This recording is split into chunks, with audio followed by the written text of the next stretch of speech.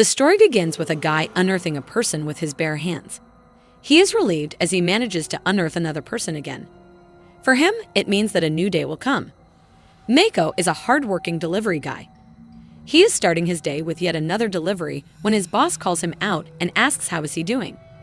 She asks Mako to have some breakfast when he is done with the delivery. Mako tells the boss that since this week, he has had a new job as a loader in the supermarket. When he finishes here, he will be going to the loading work. The boss is surprised to hear that Mako is doing another part-time job. She asks isn't this too much that he is doing. But Makoto lets her know that she doesn't have to worry about it. He leaves while his boss wonders how amazing Makoto is. He is just a high schooler, but he has to provide for his family. It bothers her that he never complains. Outside, Makoto is starting his bike when some fellas come to him calling him stuff. One of them beats Makoto on his leg. Vakita tells Makoto that it is clear that he has some cash. He says that it is the summer of his second year in high school. Vakita asks Makoto if he has a partner. He asks Makoto if he would like to invest in his plan.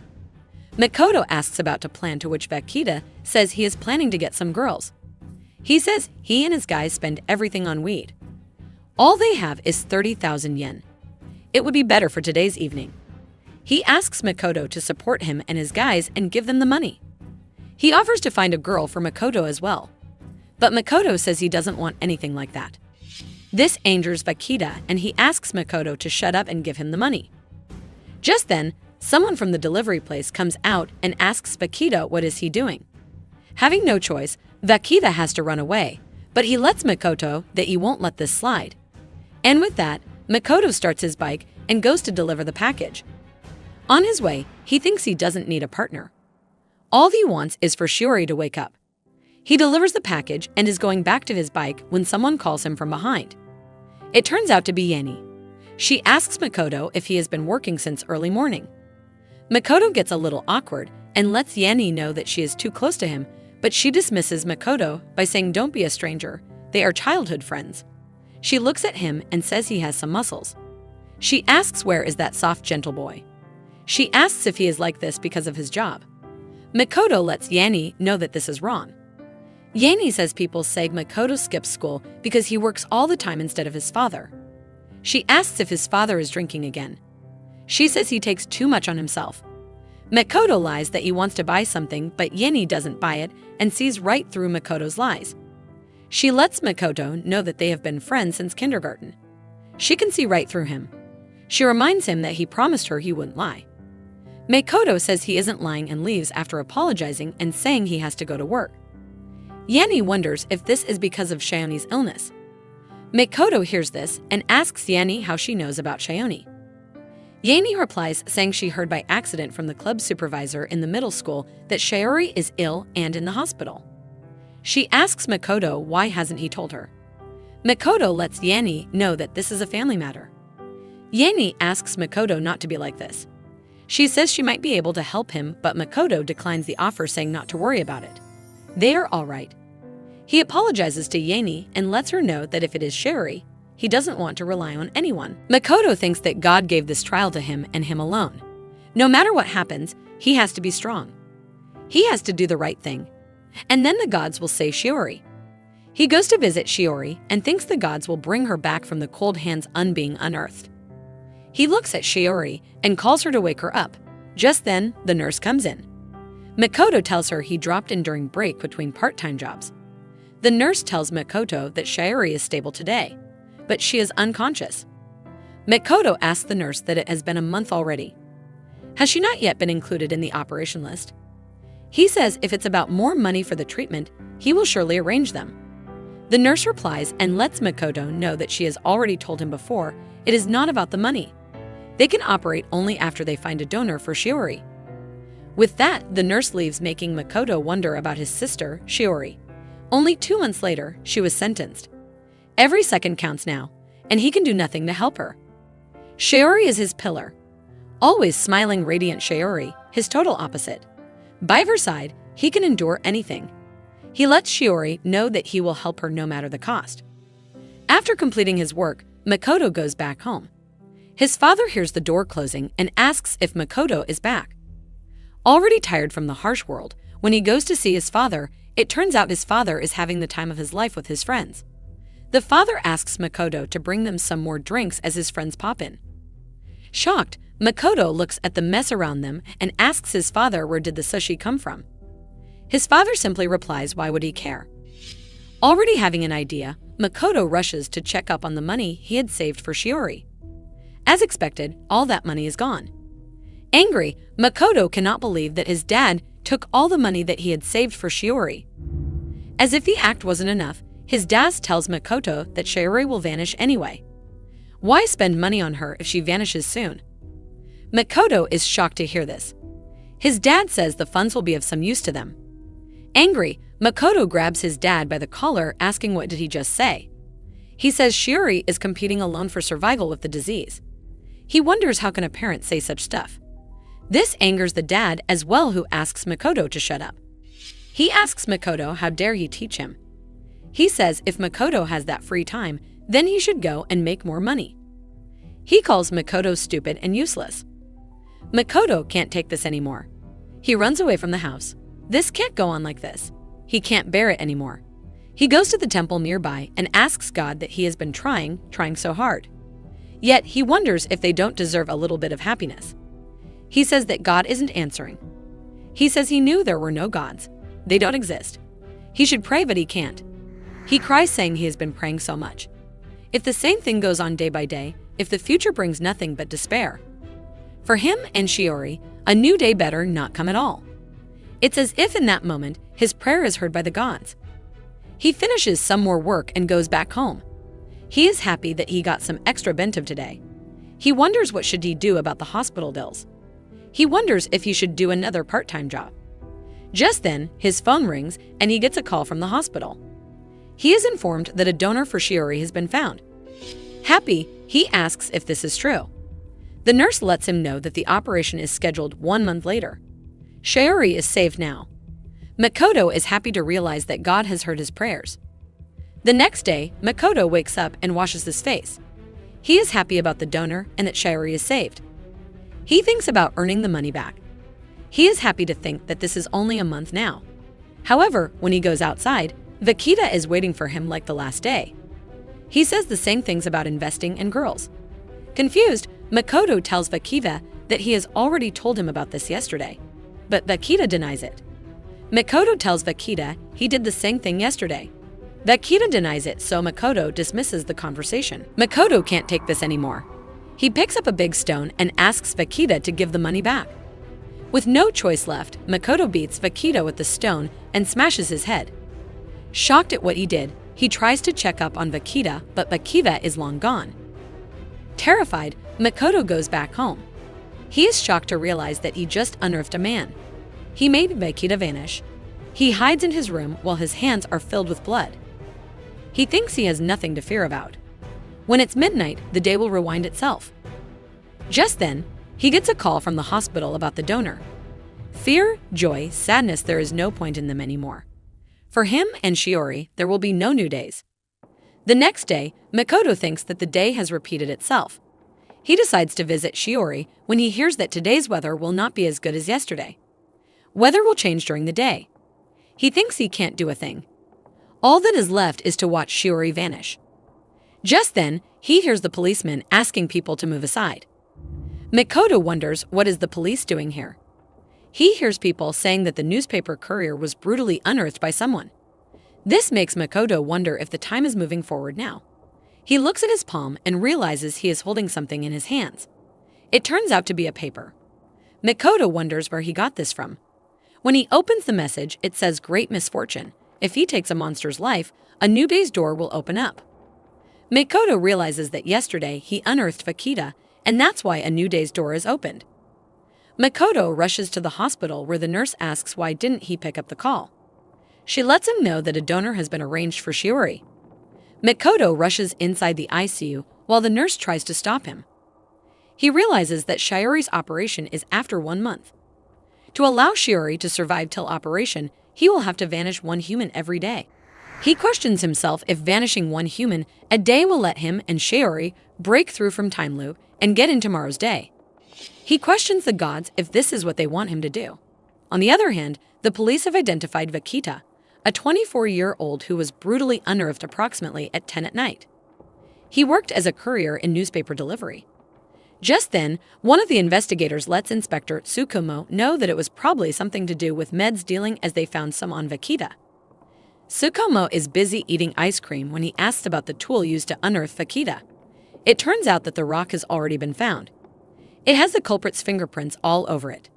The investigator, Midzuno, says she is sure this whole thing happened because of the meds. Tsukumo asks Midzuno to calm down as her detective method is in serious trouble. Just then, they find the envelope filled with money that was lying next to Vakita. Makoto comes out of the room after visiting his sister, Shiori, when Yeni spots him. She grabs him without his permission and asks him to come to school as he doesn't want to miss this. She lets him know that today starts the final exams. She lets Makoto know that until they are finished, he is prohibited from working. She says she will bring him to school even if she has to pressure him. She handles some preparation materials, asking him to read them carefully before exams. Angry, Makoto is about to tell the truth to Yeni but stops. With that, he goes to take the exam. But all this time, he wonders if he should unearth someone today. Just then, someone terrifies Makoto and the teacher asks them to keep quiet. Makoto wonders if he can't do this. Unearthing a man to make time move forward, he just can't do this. After the exam, Yeni comes to Makoto and asks how was the exam. She looks at his face and realizes it didn't go well. So being a good friend she is, Yeni encourages Makoto by saying it is all right. It is not the end of the world. Tomorrow comes a new day, but Makoto says he doesn't even want to think about tomorrow. He is about to leave when Yeni calls him from behind and asks him not to give up. She says she is always there on his side. She asks him to be strong. She requests him to stay as he is now. This terrifies Makoto as he wonders if he cannot be as he is now. He is not the one he was before, because he just unearthed a man. He is walking towards his work when Tsukumo and Midzuno come to him and ask if they can have a moment with him. With that, they go to a nearby place to have something to eat and drink. Midzuno tells Makoto that Yakita was unearthed yesterday. She asks if they used to work together. She shows Makoto a picture of Akita and asks if he knows anything. She says she has something she needs him to identify. Makoto says he has an exam and is about to leave when Midzuno shows Makoto the envelope. She says someone dropped this envelope on the crime scene. Tsukumo says such envelopes are used in city hospitals to store cash. He asks Makoto about his sister in the hospital. Panicking, Makoto realizes that he must have dropped it in a hurry. Tsukumo asks Makoto how should they solve this misunderstanding. He asks Makoto if he would let them take his fingerprints. Panicked, Makoto rushes out of the place saying he should go now. Midzuno tries to stop him by saying this isn't any official investigation. For now, they have no right to use anything. But Tsukumo asks Midzuno to keep an eye on Makoto. After the whole day, when Makoto is about to leave the workplace, he realizes that he is being watched. He wonders if left as it is now, he is going to jail. He thinks he has to do something about this. He goes back home thinking soon the 11th of July will end. But he hasn't unearthed anyone today. It means that the 12th of July just won't come. At midnight, the loop will close and he will be back on the 11th of July when Vakita has already been unearthed. The detectives who are following him right now will also disappear at midnight. Just when midnight comes, Makoto runs out thinking the day has started over. He runs towards Vakita thinking he should hide. The body will be found in the morning. He should make it in time to hide all evidence against him. He grabs the envelope and the rock. Just then, he looks at Vakita, whose eyes are wide open. He thinks this is not his fault. It is because of Vakita. He made him do all this. He was already a bad guy. Makoto destroys all the evidence that can go against him. After that, he thinks that he is out of sight. By rewinding a day, he can destroy evidence and evade suspicion. As many as it takes, he will unearth as many people as it takes. When the morning comes, the same thing happens. The police find Vakita's body. They repeat their words about Vakita being a 24-year-old working as a courier in newspaper delivery and was unearthed yesterday approximately at 10 at night. Tsukumo asks about the tool used for unearthing, but this time Midzuno says that wasn't found. She says she is sure it all happened because of the meds, but Tsukumo asks her to calm down and that his detective skills are in serious trouble. However, Midzuno soon finds a mark on the envelope. On the other hand, Makoto goes to see Shiori. The nurse informs him that it seems like the disease is progressing faster than they thought. That night, again her condition worsened drastically. That's why, just in case, they moved Shiori into the intensive care unit. She informs Makoto that unfortunately, the transplantation can be made no earlier than the 10th of August. Makoto looks at her sister and lets her know that he has made a decision. He will continue. It doesn't matter how much blood shall be on his hands eventually. He will lead her to tomorrow's. After visiting Shiori, Makoto goes to school. The students are studying for the exam. Someone asks Katajiri if she can explain the concepts to her. She thinks she made a mistake in the question. Due to the exam, everyone is nervous. Apart from them, it is like Makoto is in another realm. He is more worried about unearthing a human. He thinks Shiori would be against her decision. He apologizes to Shiori in his thoughts, saying he is going to do it either way. It is only a month away. He will help her survive the operation. In return, he promises her that he won't touch those who would make her sad. For her sake, he will unearth those who deserve it. After the exam, Yanni asks Makoto about the exam. She says the same things like this is not the end of the world. They still have tomorrow coming up. But this time, Makoto agrees, saying he will dawn the next day. He leaves after that, making Yanni wonder if he is being weird today. On his way, Makoto thinks he should unearth one more human. Just then, he spots some guys teasing a girl. He looks at the guys thinking if they are from another class. They are asking the girl to speak less and work more. One of them says it is a cool quest, exam answer theft is completed. They call the girl a professional thief. Makoto wonders what the guys are doing. The girl asks the guys if they would leave her alone now, but one of them denies, saying there is so much more she can do for them. They ask if she knows the abandoned barn near Himina River. They ask the girl to be there at 10 at night. They leave after letting her know that they will come up with a new quest for the rest of her life. Makoto realizes that the girl, Katajiri, is from his class. Embarrassed, Katajiri is about to run away when she trips and falls on Makoto. She asks him not to tell anyone that she has stolen the exam questions. Makoto asks why is she mixing up with such people. Katajiri replies to Makoto and lets him know that they saw her stealing. Savanoi, the gang leader, worked in that shop. He caught her and made a video of it.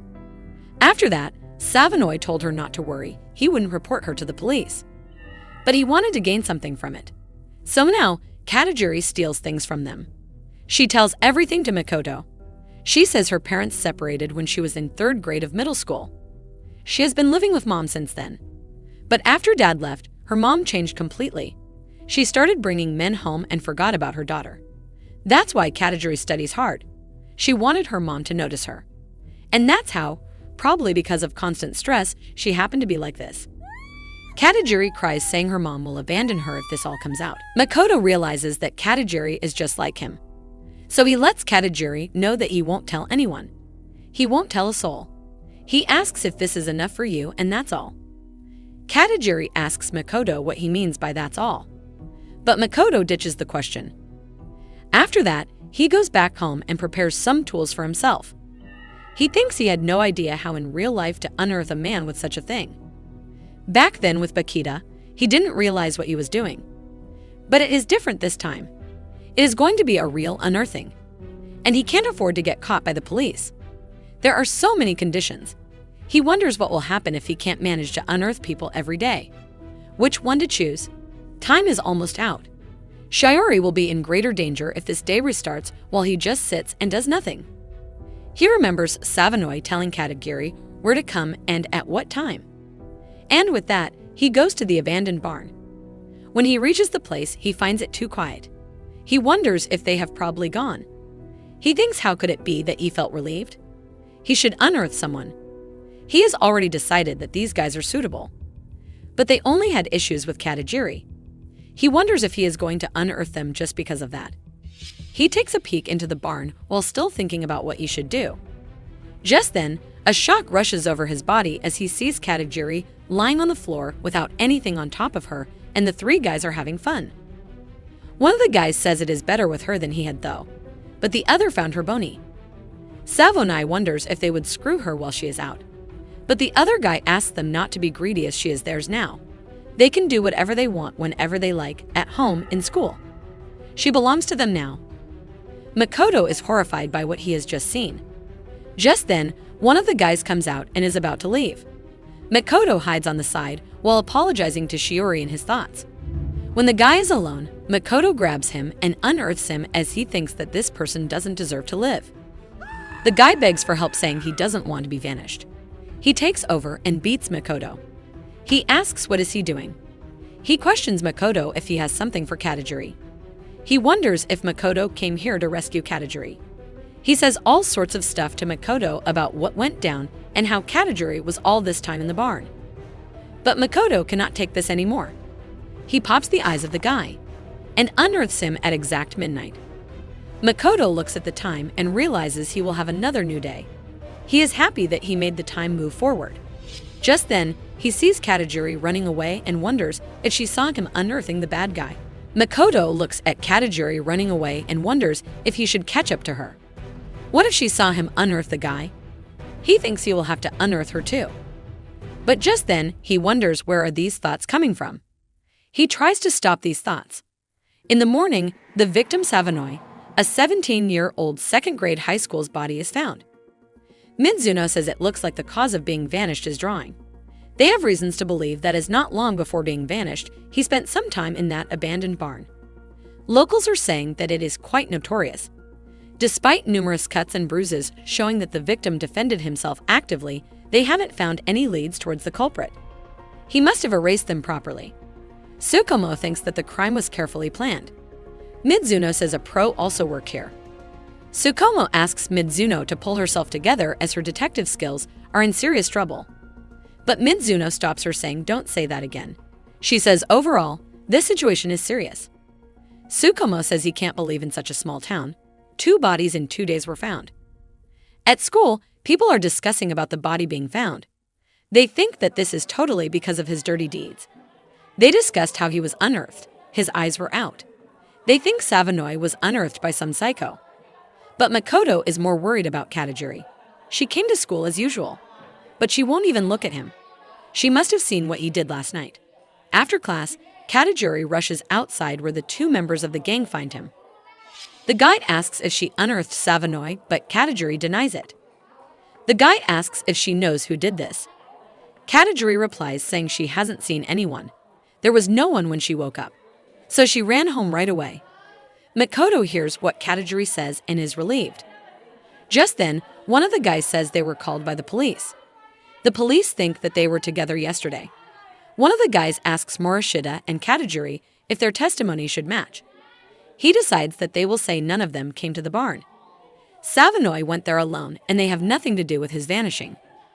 Morishida tells Kadzavera that their makeup is weak and it is better they just tell the truth as they don't have anything to do with the vanishing.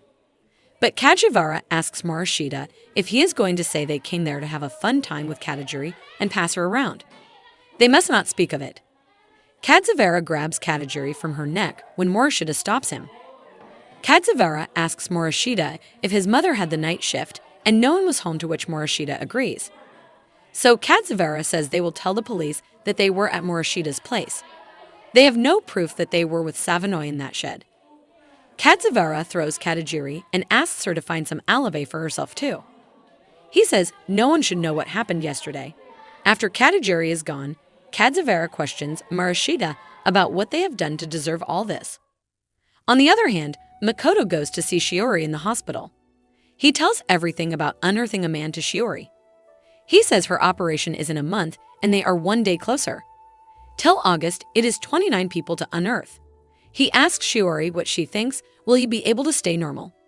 He thinks just for a moment, but he is going to unearth Katajiri, a hindrance to getting rid of being caught by someone. He says this is all scary. He wonders what will become of him. If that is what is buried deep within his soul will burst out. Just then, Yanni knocks on the door and asks Makoto if they move Shiori out of the intensive care unit. Makoto agrees, saying the doctors say she is stable now. Yanni says she was taken aback when she heard about Savanoi. She asks Makoto if he knows the guy, but Makoto denies it. Yanni says she was worried that it might upset him since he is so kind. Makoto asks Yanni what person she thinks he is.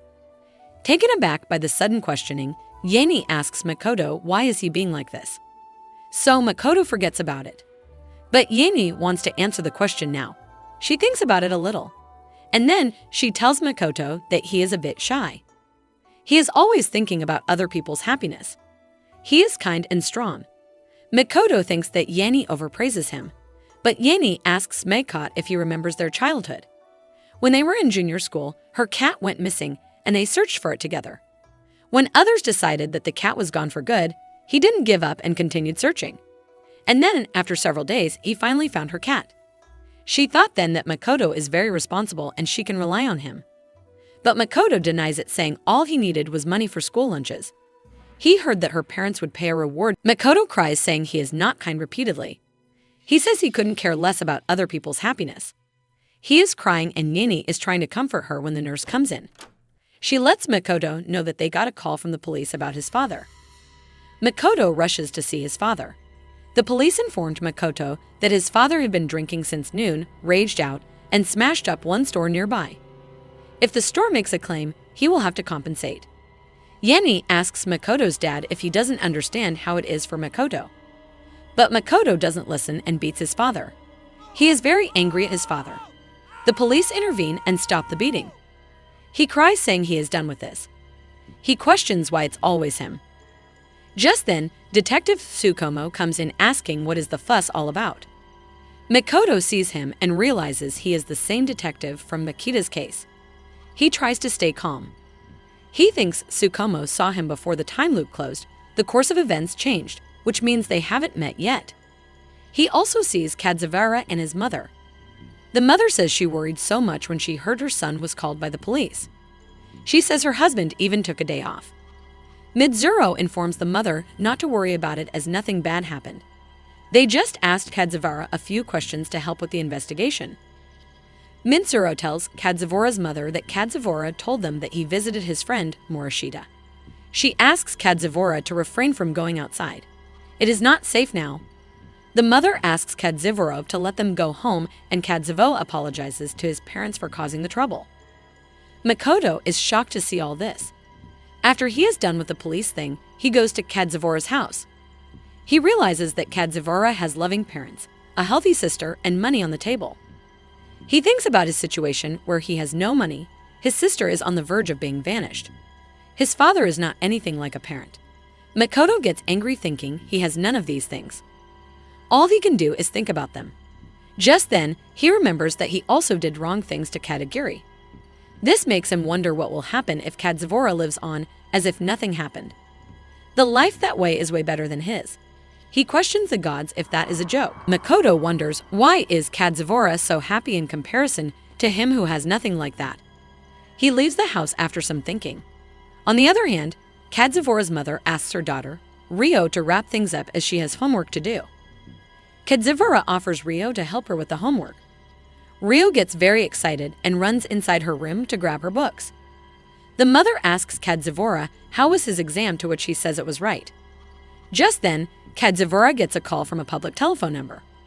Someone asks him about what he is doing, to which Kadzawara replies he is studying.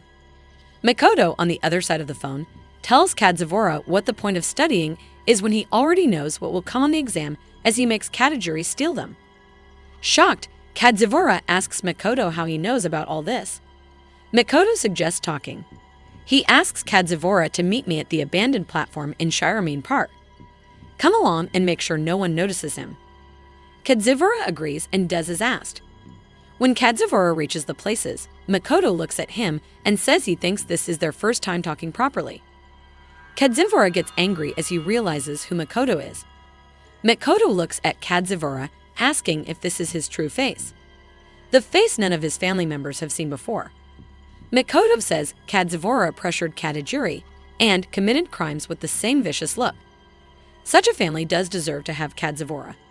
He says Kadzawara doesn't deserve happiness. And with that, Makoto rushes toward Kadzawara and grabs him by his neck. Shocked, Kadzawara wonders when did Makoto get so strong. Angry, Makoto asks Kadzawara how many innocent people is he planning to play with for his life and rob their happiness. And then Makoto decides to rip Kadzawara. Kadzavora is thrown from the top and lands on the ground with his head popped open. After that, he goes to work. His boss is talking about how he had a feeling that it would rain. He suggests finishing today's delivery faster. Just then, he looks at Makoto and asks what is he doing here. He asks Makoto wasn't here to take a break to deal with his school exams. Makoto tells the boss that his father got into trouble again and he would require money. There is no vacation for him because of this. The boss questions Makoto's red eyes and asks if he hasn't slept. Makoto asks his boss if he has any job for him. The boss lets Makoto know that he has fewer workers today, so he will be using Makoto for it. He asks Makoto if he heard about Vakita. He says he doesn't know what went down, but they say he got into trouble. To his surprise, Makoto replies saying Vakita deserved to be vanished. The boss is left in shock after this, and he wonders what's gotten into Makoto. Makoto thinks that it is true. They all deserved to be unearthed. Vakita, Sanoi, and Kadzavara. They made other people miserable and continued to enjoy their lives while all that awaited innocent Shiori was demise. He thinks he is never going to forgive them. At school, Makoto is busy thinking about all this while people are more busy discussing about Kadzavara. And Moshiroto is panicking while he thinks he will be next. They think Kadzavara was unearthed by the same person who unearthed Sanoi. After school, Makoto goes to the hospital to see his sister, Shiori. The nurse greets him and comments that he came to spite the rain. Makoto asks the nurse how is Shiori. The nurse replies saying she is pretty much good today. Ever since they moved Shiori from the intensive care unit, her condition has been out of danger. If everything stays as it is, she shall be secured till the day of operation on August 10th. Makoto says there are still 28 more days left. The nurse agrees, saying it is a long time. She has talked this thought with the transplant coordinator and other doctors several times, but examinations and analysis should be conducted on schedule, and the donor can't do it before that. She apologizes to Makoto, but Makoto assures her that he is grateful to her for taking care of Shiori. The nurse asks Makoto how is he doing, to which he tells her he is fine and not to bother about him. This makes the nurse remember his kid. She says all the boys are always trying to act strong, but the reality is that they are weak. Makoto asks what she means by all, to which the nurse says she has a son. She adds that she and her husband spend too much time at work, so they barely see him. That's why their son probably feels alone because of them. She says he is just like Makoto, always saying nothing serious while being one of the crybaby. Shocked, Makoto asks the nurse about the son again. The nurse takes it as a compliment and questions if she doesn't like her age. She teases Makoto about this. Makoto finds this a little awkward, as he has never heard her talk about anything personal before. The nurse agrees, saying she keeps it to herself during work because people's lives depend on her. No micing up personal and professional life. She even uses her maiden name in the hospital. But today is a special day. Today is his son's birthday. She made up a silly excuse and asked me to cover the night shift for her.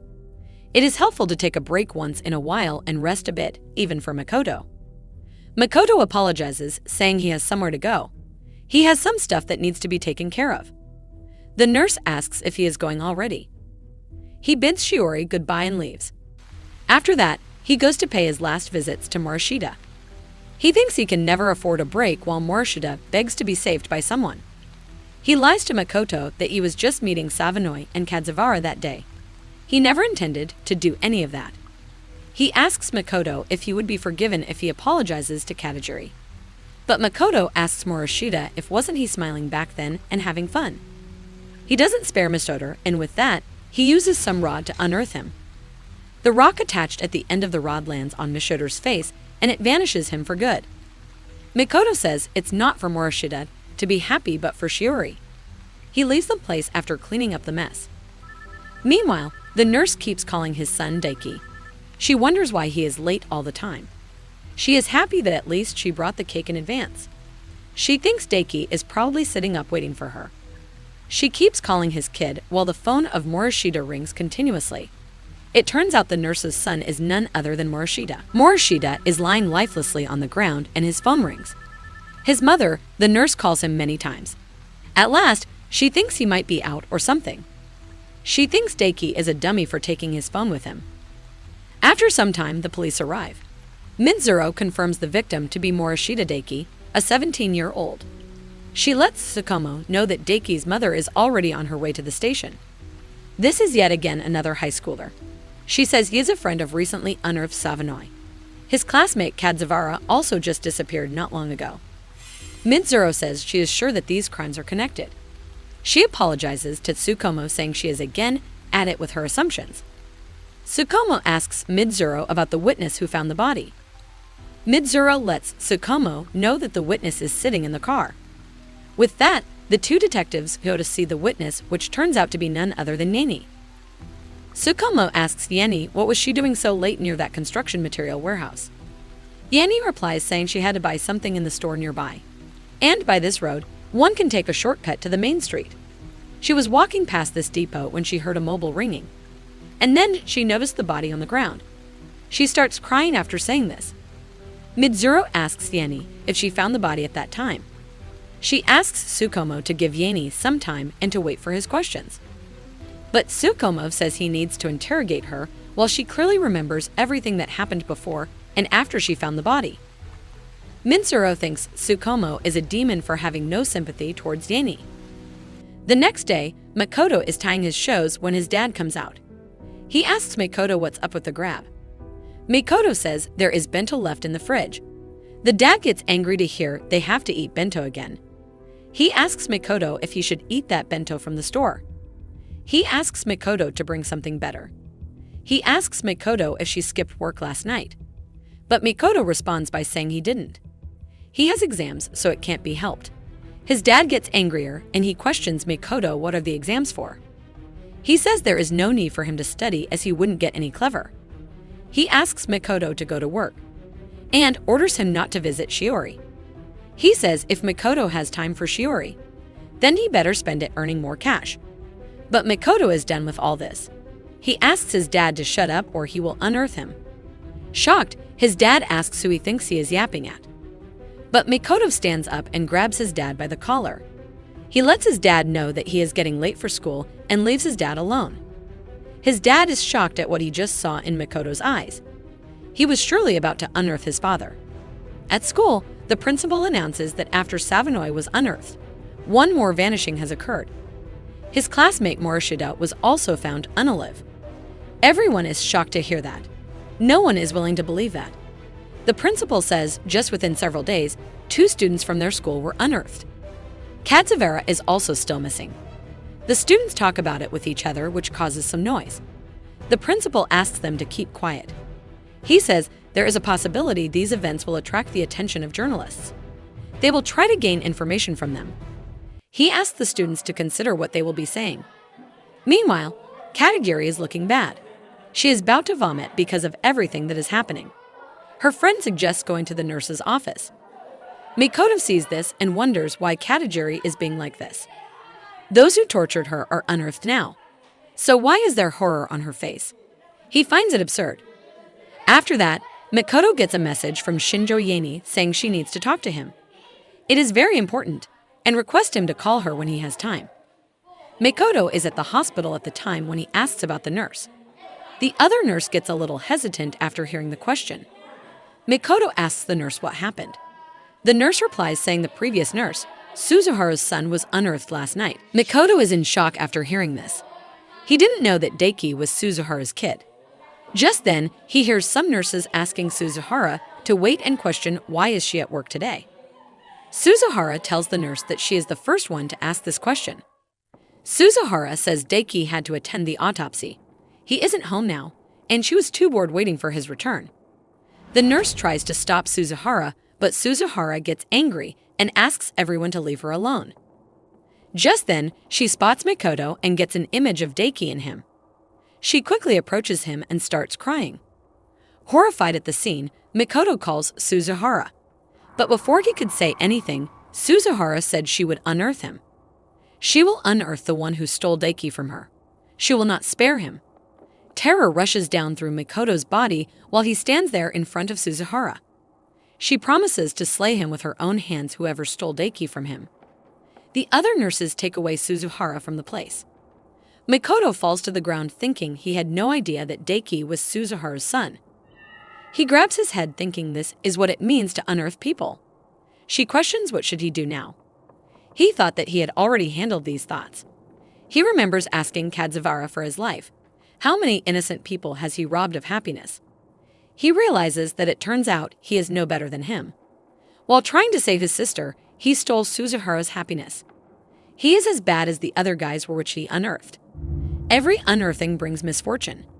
He causes grief to other people that is not possible to be forgotten. He questions how didn't he see that earlier, even if he is doing that for Shori.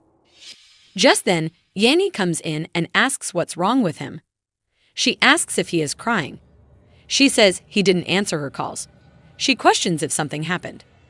Makoto apologizes to Yanni and tells her that it is nothing and everything is fine.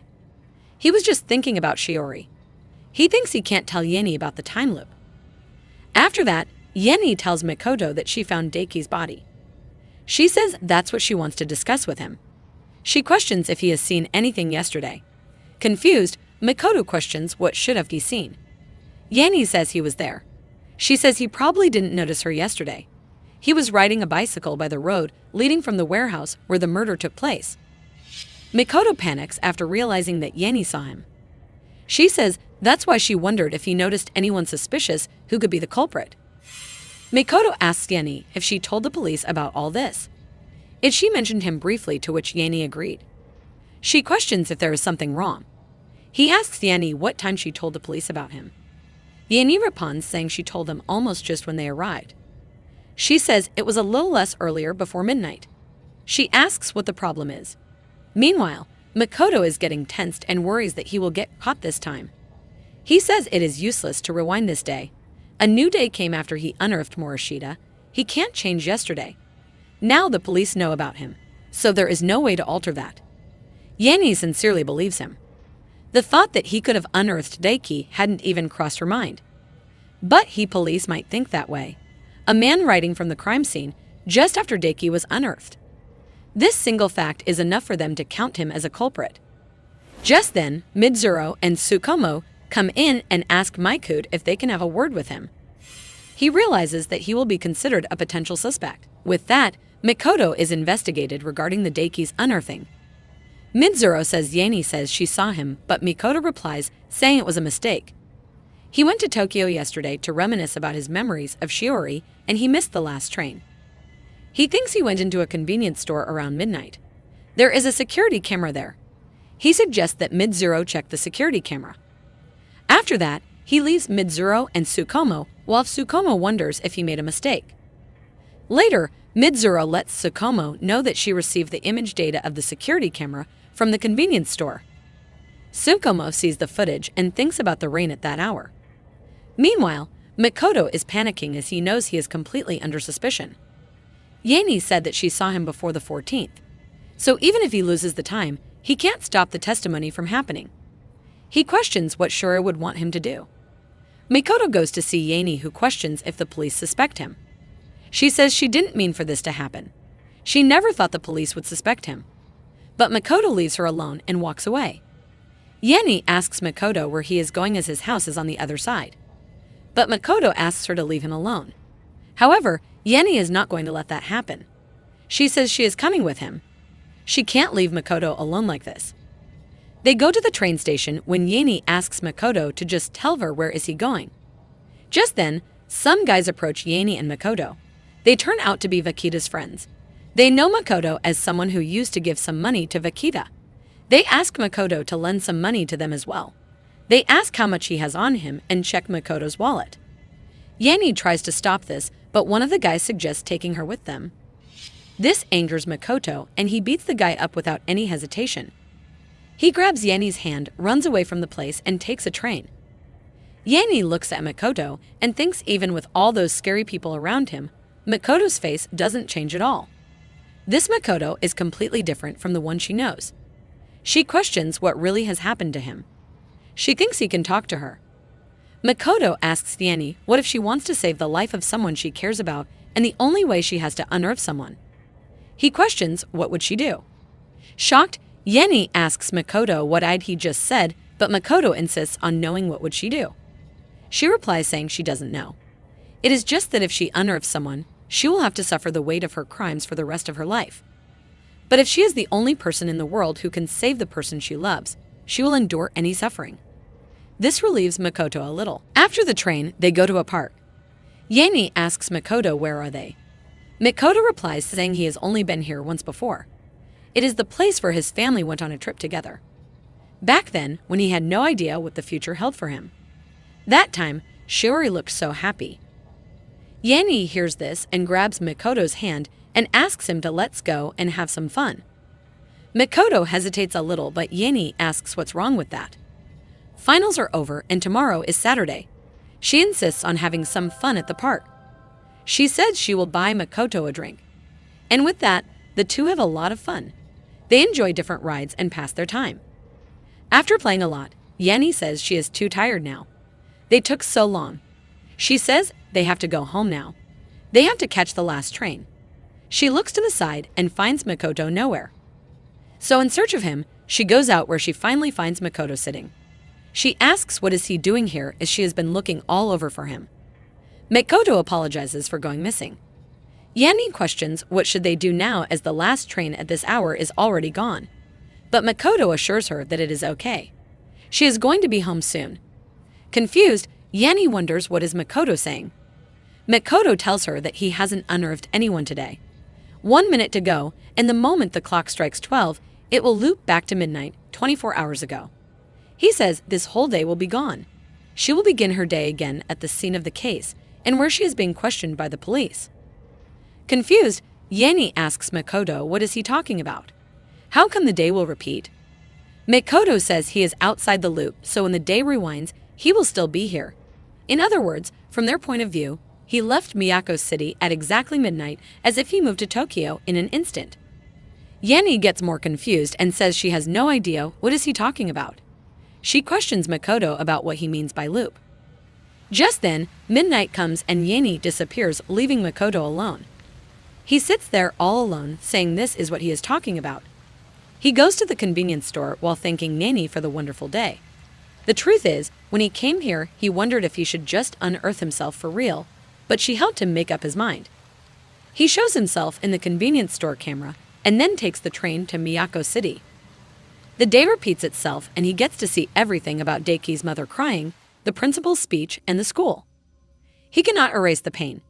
He cannot erase the crimes that he has committed. He has become evil, and he has to continue to destroy countless people's lives. But he can't stop to save Shiori. He is going to endure it all. The police visit him again, and Mid-Zero asks Makoto about being in Tokyo the whole time since last night until the first train in the morning. Makoto agrees, but Mad-Zero says Yanni said she saw him. Makoto replies, saying that was a mistake. He went to Tokyo yesterday to reminisce about his memories of Shiori, and he missed the last train. He adds that he thinks he went into the convenience store around midnight. There is a security camera there. He suggests them to check it out. After that, he comes out of the building where Yanni is waiting for him. He explains everything to Yanni, and she thinks that he made a mistake while Tsukumo looks at them from his room's window. Later, Mid-Zero and Tsukumo also see the camera footage from the convenience store, which clearly shows Makoto being in the convenience store. He comes in at exactly 1 minute after midnight. It is almost 2 hours from Miyako City to Tokyo, so Yanni's claim is impossible. Makoto's alibi has been completely proven. Tsukumo finds it a little strange, though. The next day, Makoto unearths another bad guy thinking he is evil. He will endure everything for a new day to come. Meanwhile, Katagiri is wondering if she should call Makoto. Makoto thinks he is evil, and he has to accept this to step into a new day. No one will understand his mission. He has no one to share this with. It is lonely, but it doesn't matter. He will keep on moving forward. As he walks back to his house, he sees Katagiri standing nearby. She apologizes as it is late. She says she was thinking if she should call him or not. Katagiri asks Makoto if she can talk with him. The two go into Makoto's room where Makoto asks Katagiri what is it. She responds by saying she saw it. She saw Makoto unearthing Soanoi. She says she was shocked and didn't expect him to do something like that. She questions Makoto why did he all that. She questions if this was for her sake. Makoto keeps listening to her as he is in complete shock after realizing that Katagiri knew all along. She says they have hardly ever talked in class. It is very unlikely that he would go to such lengths just for her. She questions why he did all this. Makoto replies saying he can't tell her. Even if he did, she wouldn't understand. She can never understand. He questions Katajiri if she is going to report this matter to the police, but she denies, saying she won't even ask about the reason that pushed him to do something like this either. But in return, she needs some help from him again. Confused, Makoto asks what she means by again. Katajiri begs Makoto to help her out. She says if they don't do anything about this, her mom will vanish. Makoto is stunned to hear that Katajiri's mom is on meth. Katajiri explains that the man her mother brought in recently pushed her to do meds. From then on, morning and night, she would scream like an animal. The meds can keep her awake for days at a time, and sometimes she would end up having convulsions and her mouth foaming, but he just leaves her lying there like that. If that goes on, sooner or later, that man will unearth her mother. She says they have to do something before that happens. But Makoto denies doing anything about this. He questions Katajiri if she wants him to unearth the man, to which she agrees. She says he is the only one she can count on. That time, when she saw his fierce determination to unearth Soanoi, she got to herself that maybe he could do it. He can unearth that man. Makoto asks her to stop right there. He says Katajiri is only talking about herself. Katajiri says she will keep quiet about him unearthing Savanoi, and besides he is also the one who unalived Kajiwara and Daiki. She says she is willing to testify her false alibi for both of them. She begs him to unalive that man as well. But Makoto rejects the request. He says this is too risky, as vanishing this guy would mean binding himself even more to her. He can't let the police grab him again. He says he saved her by unearthing Soanoi and his friends, and he is sure she won't tell anyone about what they did to her, so they don't owe each other anything. He asks Katajiri to leave now. He says he doesn't want to unalive anyone related to her and apologizes to her. Katajiri replies saying it's not worth it even if he saved her. Confused, Makoto asks what she means by that. Katajiri responds saying even if Soanoi and his friends are no more, but she still lives in hell. The next day, the man Katajiri was talking about was injecting some stuff into his tongue when he heard Katajiri. He came out of the room and asked if it was Katajiri. He said he thought she said she was going to a festival.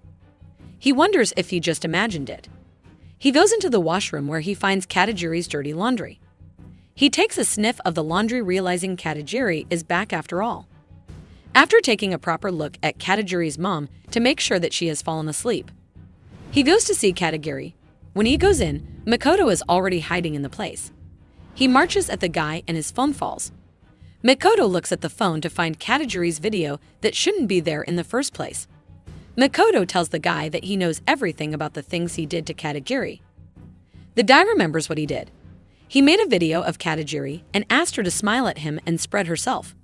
He asked her to take off what she was wearing and not hide her face. Katajiri asked the man, Tanahashi, to let her go, but he beat her and asked her to call him daddy. He asked her to cry harder as it was more fun that way. Tanahashi asked Katajiri what if he did it all in front of her mother. He told her that if she screamed, her mom would wake up. Terrified, Katajiri agreed to do anything and requested Tanahashi not to tell her mom. She says if her mom doesn't like her, she won't be able to live. Makoto says Tanahashi also tortured her and warned her that if she told the police about the meds, he would tell her mother about the torture he did on her. He says there is no other way. He dealt with Soanoi and his gang, but it didn't change anything. He calls Tanahashi a cruel beast and takes out his tools to unearth him. He tells Tanahashi that he shouldn't live anymore. Makoto says he will unalive Tanahashi, and with that, he marches more fearlessly this time. Meanwhile, in a park, someone bumps into another guy and his wallet falls. Someone grabs the wallet to find out that it is a high schooler.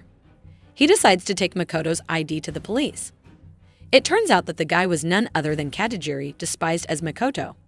They had discussed earlier that Makoto wanted Katajiri to change into his clothes. Tomorrow, near the lake, there will be a fireworks festival, due to which every year everyone in the region will stop in traffic. Before the end of the event, it is impossible to leave. That's why when she drops his wallet there, she can provide an alibi for him. He asks Katajiri if she can do this. The latest unearthing to get to tomorrow's day, he just unlived a classmate. Eventually, he doesn't have to choose to unearth and not to unearth.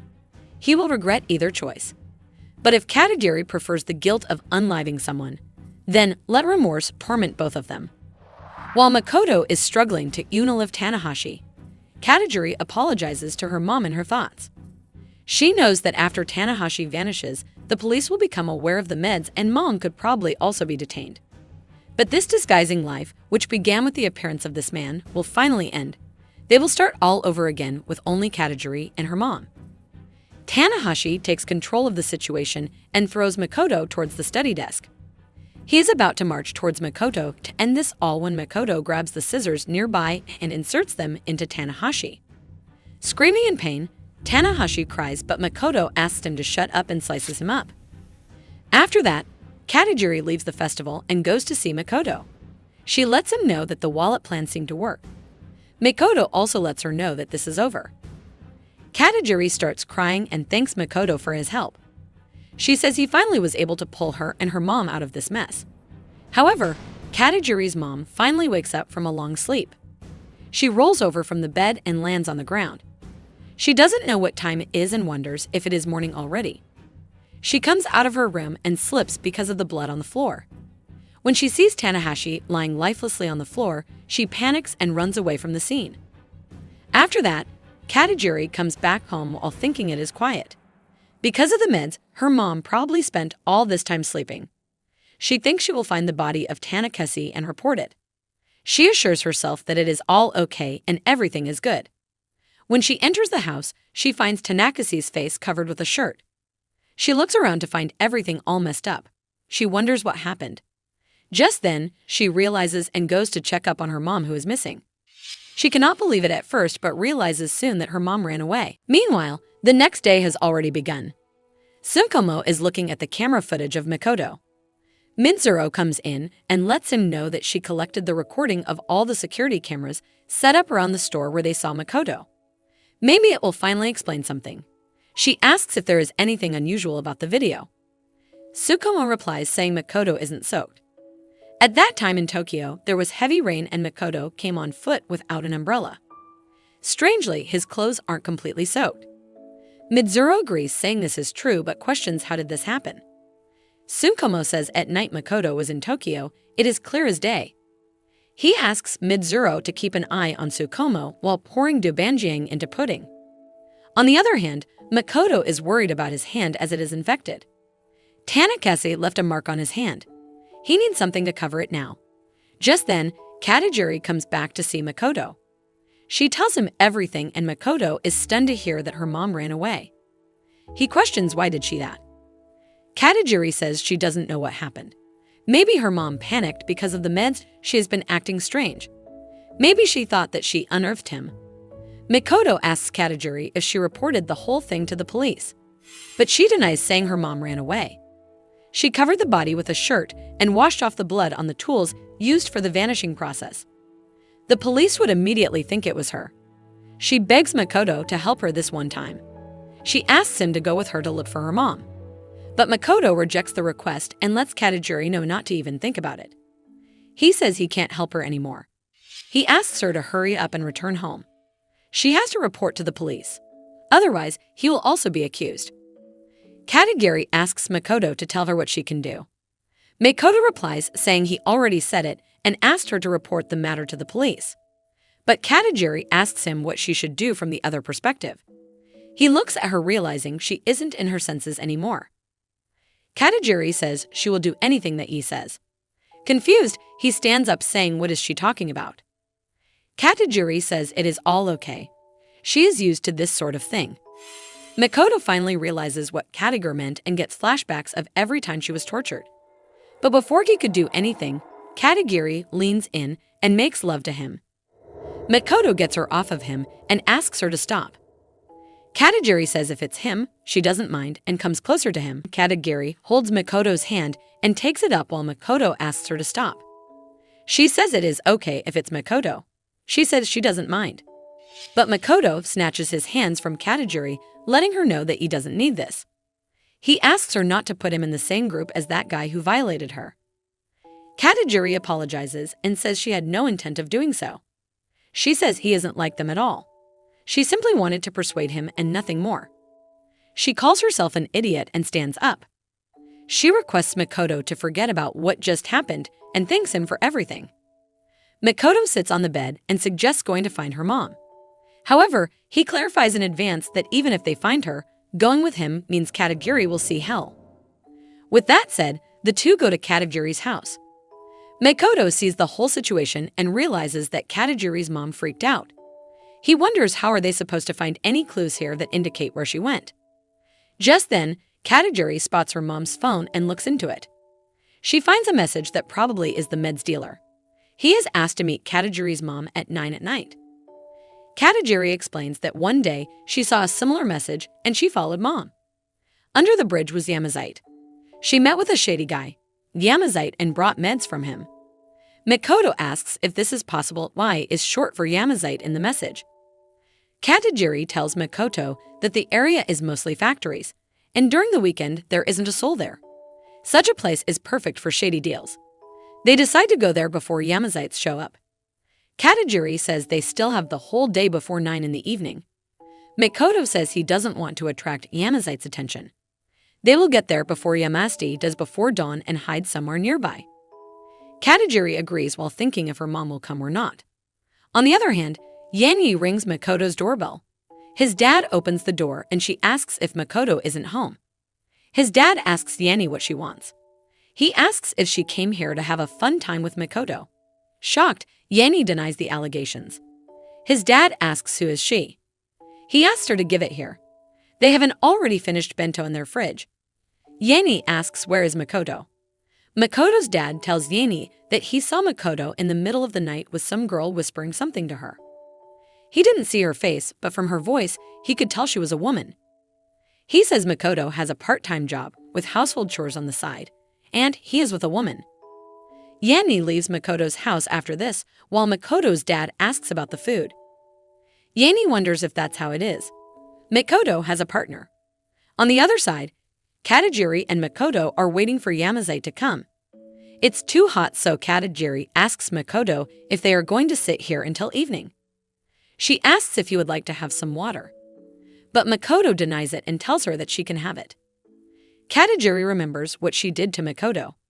He thanked her for coming with her, and told him that if it was him, then she was fine. At almost 9:30 in the evening, Yamazite finally arrives. He wonders how long he has to wait for this old woman. Just then, Katagiri comes out and asks Yamazite if he is waiting for her mom, Yuriko. Yamazite recognizes Katagiri and asks if she is Yuriko's daughter. He can't believe that Yuriko asked Katagiri to bring the meds. He asks her to pay the price and take the meds. But Katagiri tells Yamasti that she has no money. She says yesterday, Yuriko disappeared and asked Yamazite if he knew where she could be found. Yamazite asks what about his money. Katagiri asks if he knows where Yuriko might have gone or can at least make a guess. But Yamazite gets angry and asks Katagiri if she didn't hear her. Just then, Makoto grabs Yamazite from behind and asks if he has a problem with his hearing. He questions Yamazite if he didn't hear the question. Yamazite asks Makoto who is he, but Makoto clarifies that he will be the one to question. He decides to try again and asks Yamazite where can they find Yuriko. Yamazite isn't willing to reply and asks Makoto who is he. Makoto says since Yamazite didn't hear him properly, he will help him clean his ears. With that, he inserts a screwdriver inside Yamazite's ears. Yamazite cannot bear the pain anymore and asks Makoto to let him go. But Makoto asks Yamazite once more about Yuriko. Yamazite responds this time by saying Tanakasi bought meds from her, and that's all. He says he has no idea where she is. But Makoto doesn't leave Yamazite. This time, he inserts the screwdriver in the shoulder. He says maybe being close to being unearthed will help Yamazite remember where they can find Yuriko. Yamazite falls because of the pain while Makoto insists on knowing where is Yuriko. After a lot of struggle, Yamazite finally reveals that when she needs a dose, they would sometimes meet at the Love Hotel refrain by the highway. She said that she uses that place for secret meetings. Makoto leaves Yamazite after that. However, Yamazite asks Katagiri what will she do after she finds Yuriko. He says when he used to have fun with her once, he told Yuriko that her daughter would be back soon. He questioned if it didn't matter that they were here. But Yuriko said she doesn't care. She said Katajiri is a pain for her. She said she wouldn't care even if Katajiri vanished. Shocked, Katajiri stands there in silence. She says this is all lies. But Yamazite says this is the truth and calls Katajiri stupid. He tells her that Yuriko thinks Katajiri is just a piece of waste and nothing else. Makoto cannot take this anymore and unearths Yamazite for good. He suggests going and finding Yuriko. He says Katajiri can clarify things once she meets with her mom. He looks at her and asks what happened. He questions if she got sick from what she just saw. He reminds her that he already told her she would see hell. Such are his methods. If she doesn't want to stay with him, he will continue alone. But Katajiri embraces Makoto from behind. She asks her not to do this alone. Makoto suggests going and finding Yuriko, but Katajiri says he helped her all the time and she has no way to pay him back. But now she will divide the burden of this crime with him. She says she thinks it would be stupid to leave the body in this area and suggests hiding the body. With that, the two hide the body.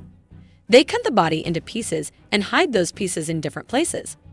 This whole time, Katajiri thinks that she and Makoto are one now. Now, nothing can separate them. They are no longer alone. She thinks about Yuriko and decides that she won't care even if she vanishes as well. She asks Makoto to swear that he will never betray her, because she trusts him, and like that, a new day begins. Meanwhile, on the other hand, Yuriko apologizes to Kuroto for showing up so suddenly at his door. She says she needed somewhere to sleep, so she came here. Kuroto says Yuriko's call caught her by surprise. She has no money at all, so he has to pick her up from the hotel. He asks Yuriko what happened. Yuriko says it is all too complicated and ends the discussion. Kuroto asks Yuriko to have some rest and he will be off to the store. Yuriko thanks Kuroto, saying when he returns, they will have fun. Makoto and Katajiri see all this, and when Kuroto is about to leave, they enter the room. A few hours earlier, after dealing with the corpse, they went to the hotel Yamazite mentioned. Noticing Katajiri's mom, Yuriko, exiting, they followed after her. After that, Yuriko got into a car. Makoto asked Katajiri about the man Yuriko was with. Katajiri told him it was Kuroto, the owner of the store where Yuriko worked a long time ago. He lived with them for a while. Makoto asked Katajiri if she knew where he lived. Katajiri agreed and they left Yuriko to go to Kuroto's house.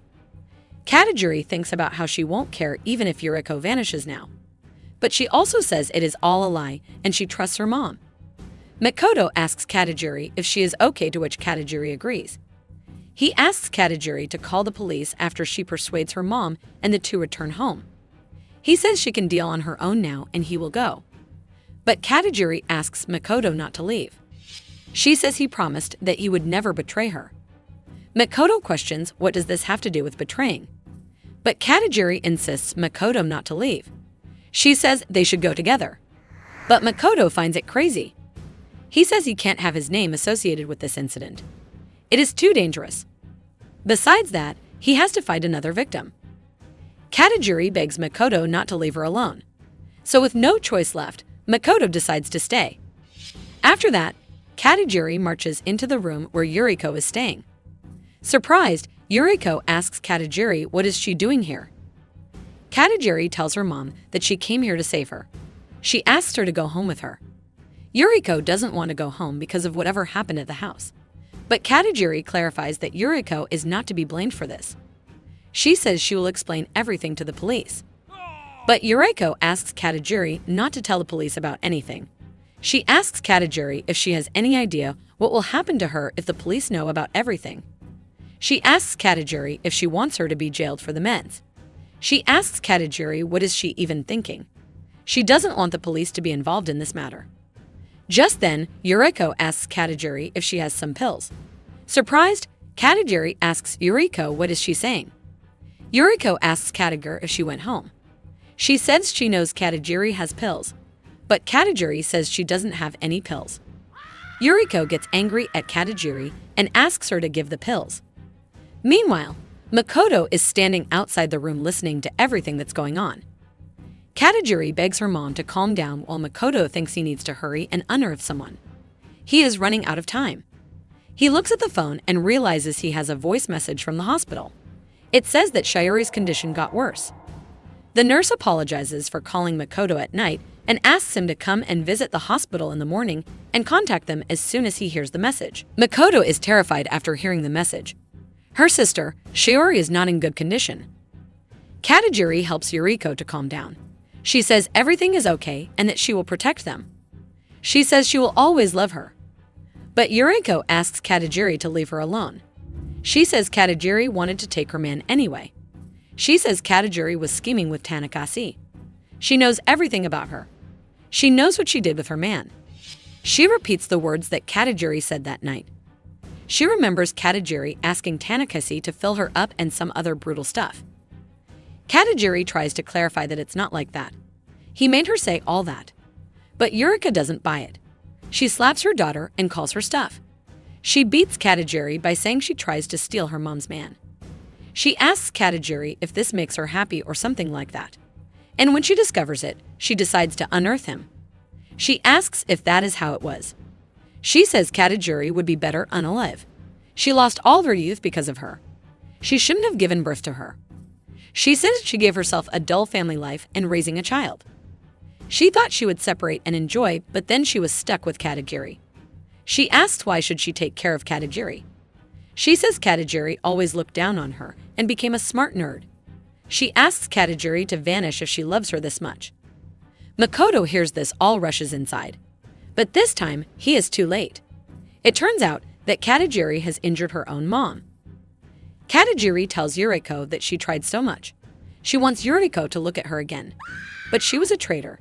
She is about to beat Yuriko when Makoto stops Katajiri. But Katajiri says she will unearth her mother.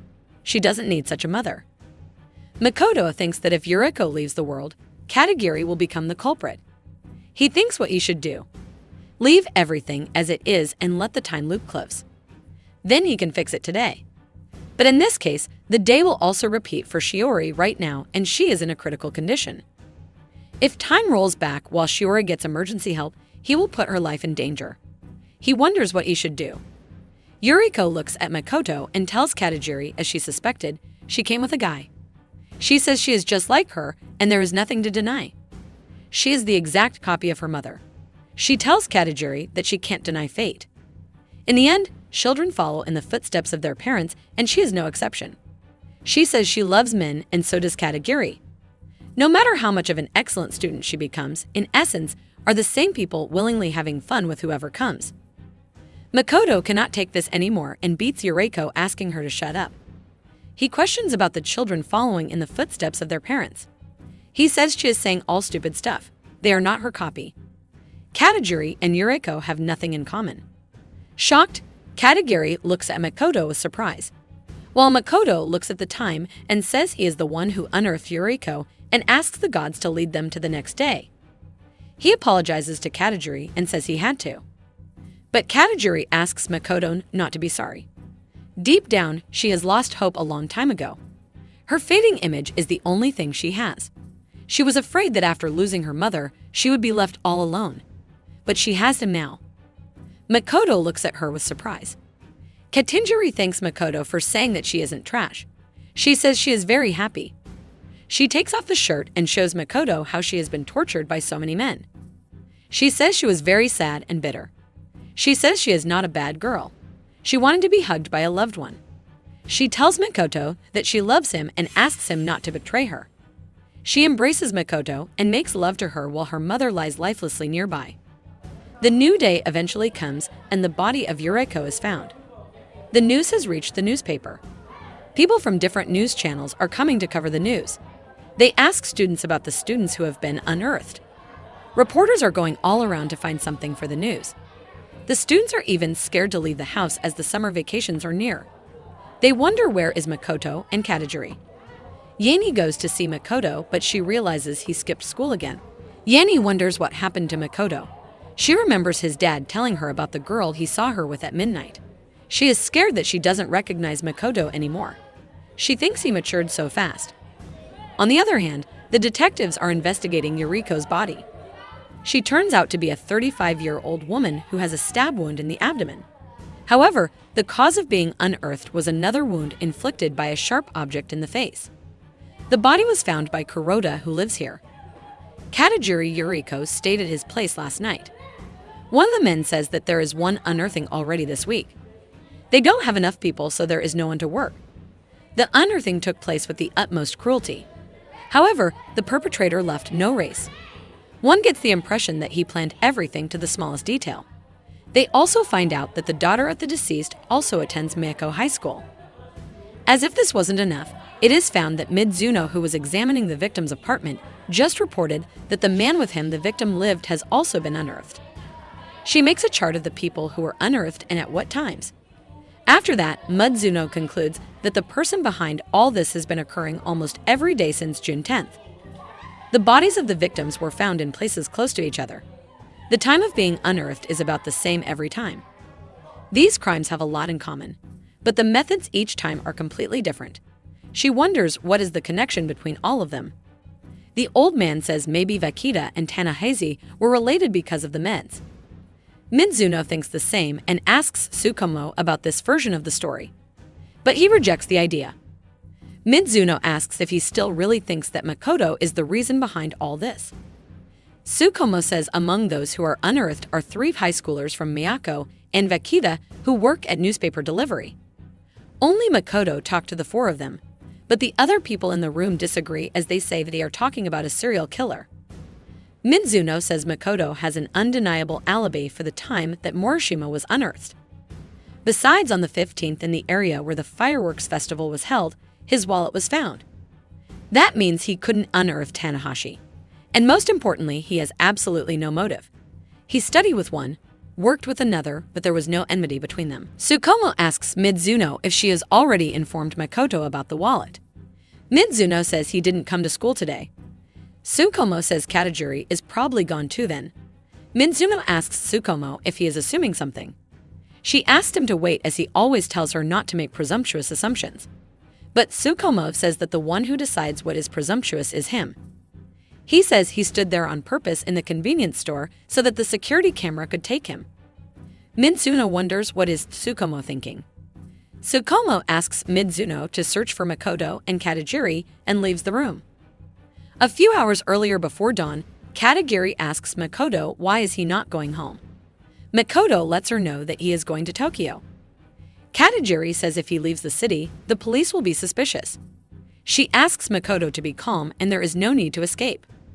But Makoto says this isn't an escape. This is war.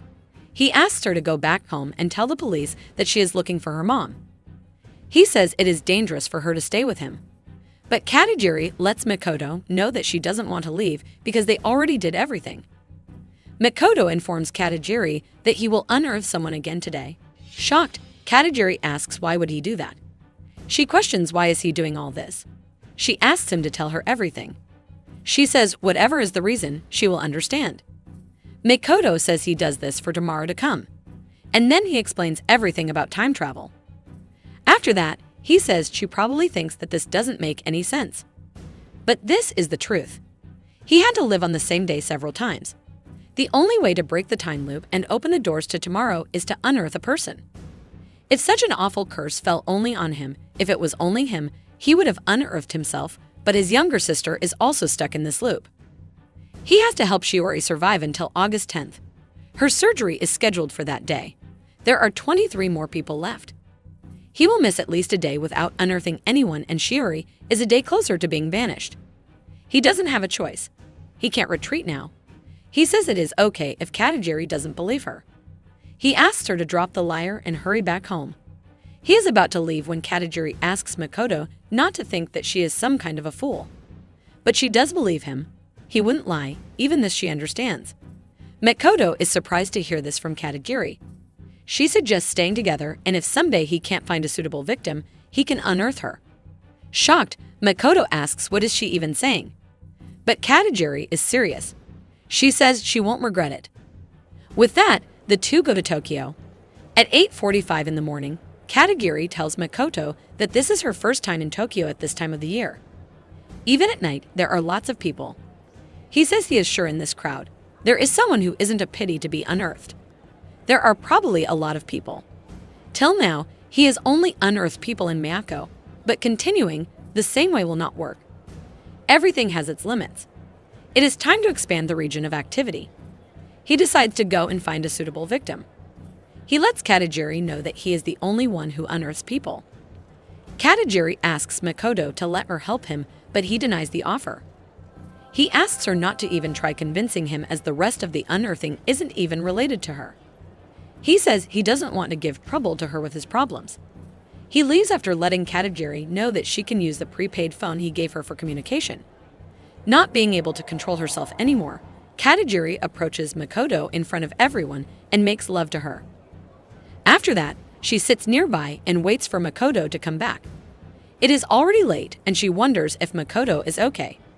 She knows that he is having a hard time, and she is useless as she just sits here and waits for him. She wants to help Makoto in some way. She is thinking about all this when a man approaches her from behind. He asks Katajiri if she is a high schooler. Just then, Katajiri gets an idea to help Makoto. The man says this isn't good and little girls shouldn't go outside alone. He asks if she ran away from school. He calls her a cutie and asks if she would like to go on dinner with him. This makes her realize what the man wants and how she can use this situation to help Makoto.